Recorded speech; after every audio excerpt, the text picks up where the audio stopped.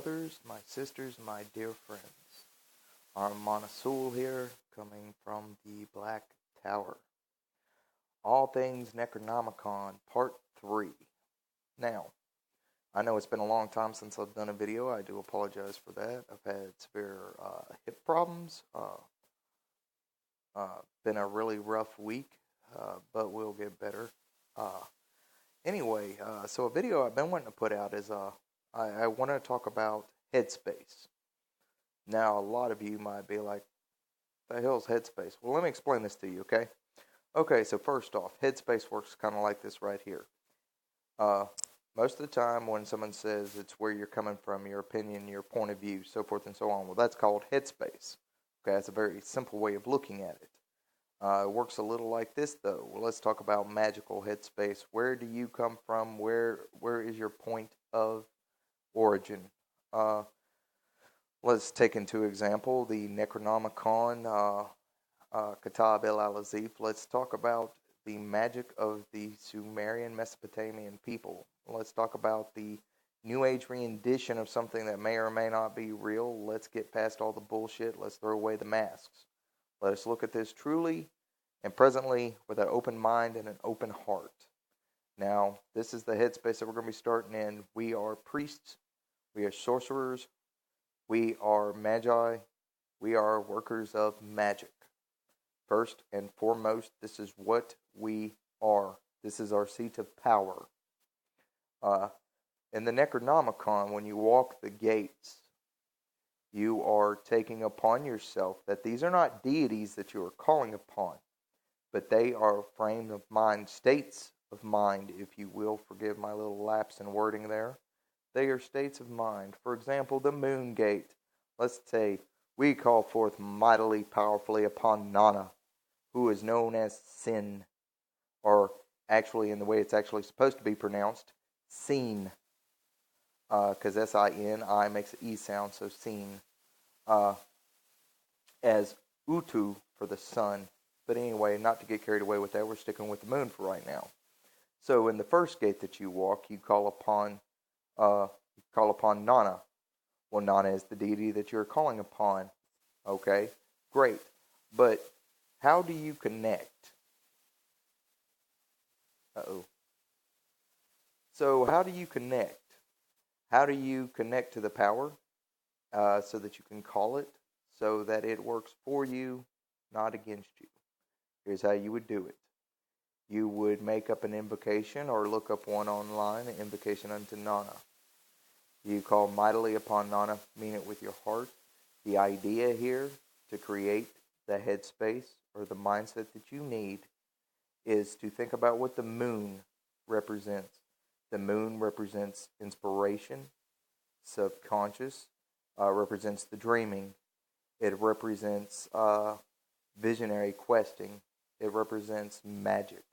In ancient times when they were talking about the dark arts, what they were talking about were things that were not done during the day. Magic was mostly done at night to protect people so that they were not seen by normal people. It's not because, the dark is the most powerful time of day. No, it's because it was safer for them to practice their art at night. Had dick shit to do with that's the hour and time of which magic is powerful.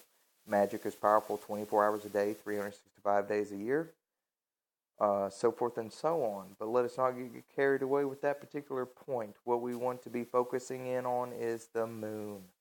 So we want to draw moon energies into ourselves. If you go outside and you look at the moon, close your eyes and can still see the moon in your head, in your mind.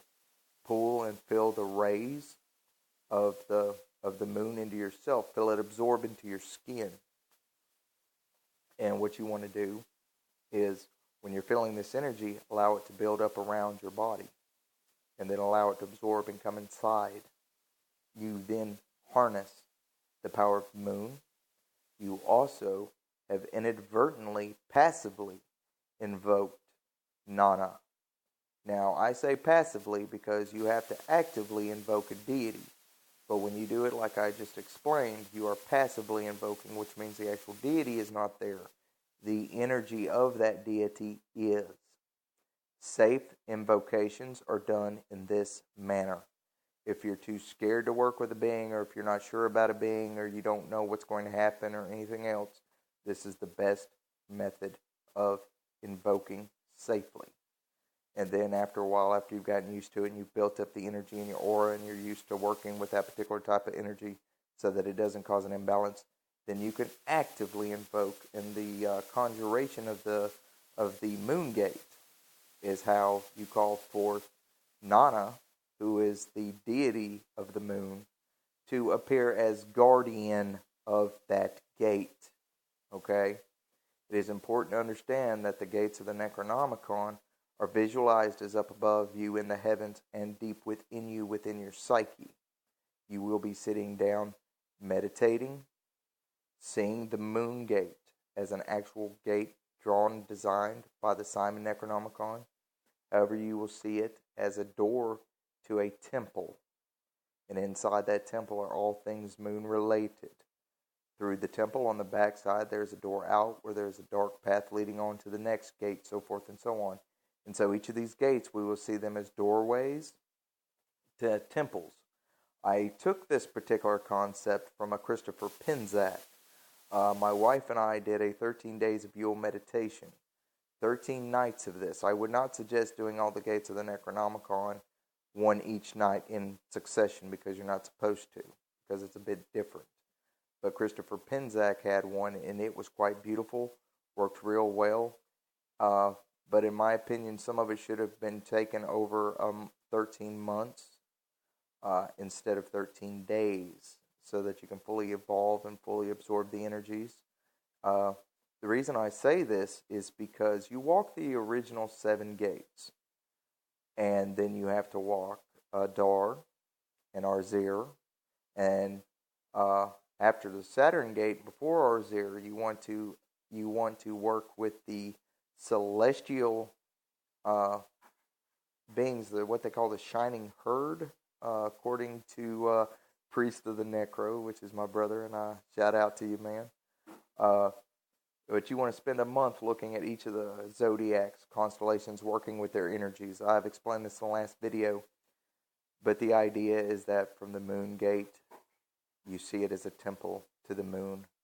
Colors, symbolisms, everything on the inside. When you create the atmosphere that you'll be seeing, you can work clearly with the beings of that plane or that gate, of that sphere, because I understand there are a lot of people who think that once you walk the gate, you just walked it, it was an experience, whether you saw or felt or anything. They're like, oh, I walked it and I'm done. No, these gates are to be come back to time and time again, because as you live, as you grow older, you're going to realize parts of you change. Well, they changed in these different gates and these different temples. So if you see them as temples, as gates, then what happens is you can come back and visit, relearn, talk to new things, because sometimes new powers and beings come into your life like people do.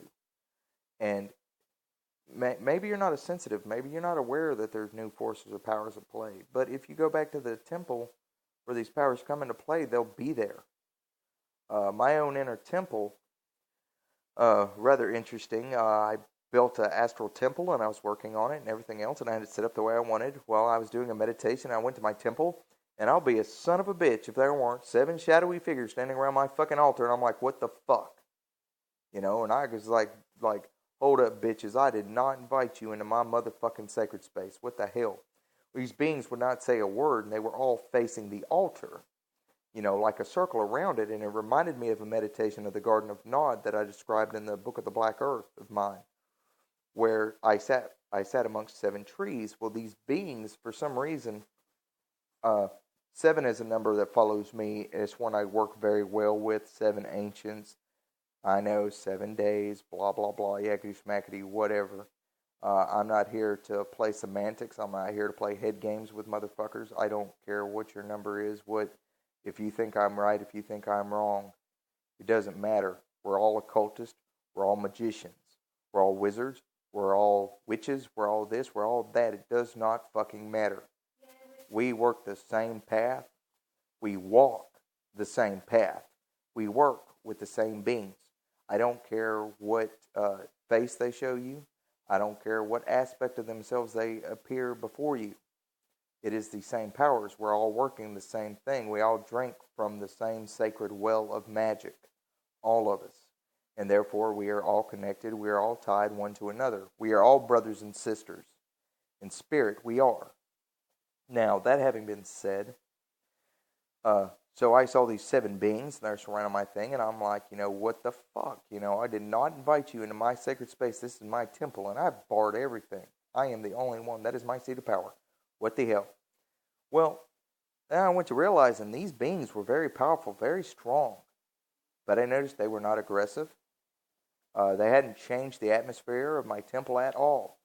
Matter of fact, they seemed to stand witness to whatever was on the altar. So I go to check out my altar, and holy crap, if there ain't a book sitting there. And it's a large, gigantic, black-skinned book. And it looks like what it would be like a handprint. Okay? But like where your hand would sit over it, like this, it had one finger missing, so it was like this. And when I placed my hand on it, the book opened. And these 7 beings took a step back and looked straight up. Instead of where they were looking down at the book, they looked straight ahead at one another. And I went to realizing that this is a sacred object. This particular book was symbolically created here to represent the culmination of all things that I have learned, all things that I believe, all things that I've discovered. And so it was my sacred book. Why they were drawn to it, why they were attracted to it, I have no idea. I take things like that to be symbolic at best. I think to a certain degree. You need to have some open-mindedness. You can't be biased. And at the same time, you need to be able to decode symbolism. Well, there's 7 beings. They seem dark, which dark doesn't always mean evil or of the shadow or of the nighttime. It means mystery. It means something that is unknown. The light represents that which is known. The dark represents that which is unknown. I understand that there are a lot of people who probably don't understand the concept of getting rid of good and evil and your mentality. I understand a lot of things about that. The only thing that I can give here to help you along your path at all is to understand there is no such thing as good. There is no such thing as evil. There is no such thing as right. There is no such thing as wrong. There just is. This is a middle path, for a lack of a better term or a different way of saying it or putting it. It is a middle path. Now, this is really interesting because in a lot of magical orders, they tell you, you work through the light, you work through the dark, and all this, that, and the other. And there are a lot of people who think that the middle path means that you do away with left or right thinking. No.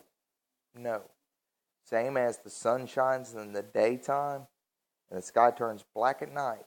They are both the same. It is a day. 24 hours is a day. And in 24 hours of a day, there is darkness and there is light. And so inside ourselves, we must realize that the aspects of ourselves, there's the self that we know, that we're conscious aware of, and that others are aware of. And then there is the darkness of ourself, the side of us that we do not know, and the side of us that others cannot know or cannot see because they are hidden. Not because it is kept from them, but because it is personal, it is private, it is self. And sometimes, even with the things that we try to share with one another, that means that we're bringing a light into darkness. Illuminati means to illuminate. And, and that's all I want to do is shed some light in the dark areas, in the dark spaces. What we call ancient ones were the gods that were before the other gods. And the old ones, they were crawling, creeping things way before the light was ever born, way before time existed. And in my opinion, time did not exist until light was born. And the reason why I say that is because before then there was nothing. And if there was nothing, that means there was no delineation of an existence of segments of time itself. So time could not have been born until the light was born. And these beings were before time. The reason why their concepts and the teachings and the knowledge that they can share with you is so alien to our concepts of our mind and our the principles of our thinking is because time was not a thing. It did not exist. And since it did not exist, there was no order. And order is what the universe is supposedly made of. It is the chaos given form, or the force given form in a high magic sense. Well, without trying to confuse or twist anybody, these old ones are neither good nor evil. They just are. It's kind of like in today's terminology, there's no such thing as good or evil. There are good people and there are evil people, right? Well, let's look at that one for just a second. There are people, and people are just people. What they do can either be good or it can be evil. But it has nothing to do with the fact that they are good or they are evil. Your actions give you this definition, and that is considered a form itself of order from the chaos. But when you get rid of the concepts or ideas of moralities of good and bad, left and right, up and down, good, evil, God and the devil, so forth and so on. When you get rid of all these dualities, you're left with a nothingness, and that is how you connect with the old ones. Because if you can conceptualize that in your mind and understand it, then that itself is enough to change your acausal body to be able to connect with the energies of the old ones who were before time itself. I understand that this is jumping a bit ahead because I've not fully gone out of the necronomicon yet of how it works. But this is to give you an idea of where you're going. This is to give you an idea of the evolution of yourself, of where this path will take you. You will go from an order of walking these gates, to dealing with these beings, to creating an astral temple, to working with the ancient ones, so forth and so on. And then all of a sudden, it will throw you out into the middle of nowhere with the old ones. You know, I read Donald Tyson. I've read all these authors, all these people that describe this thing. And, and these people want to make orders about these things and say, oh, you got to make a deal with them, serve one, blah, blah, blah. Well, my rule of thumb, the God I am is the God you're not. The God you are is the God I'm not. I don't worship anything with horns bigger than mine, and I have the biggest set of horns. That ain't egotistical. It just means I will not bow down. Where I am, there is no God above me. We're co-creators upon this plane. We are all equal. Maybe not in ability or skill, but inadvertently in our cores, we're all the same. We're all equal in that sense. Well, these gods and beings are the same way. I'm not going to bow down and worship these things.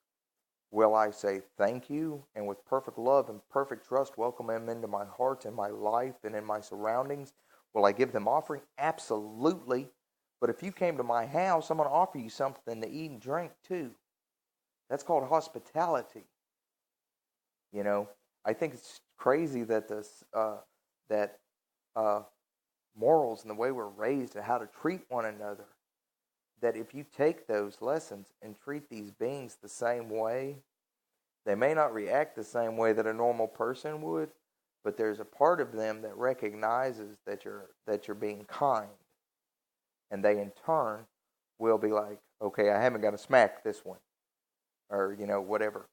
I can't really go into the depths of the details quite yet because of the videos and the way I'm trying to do this, provide it in order.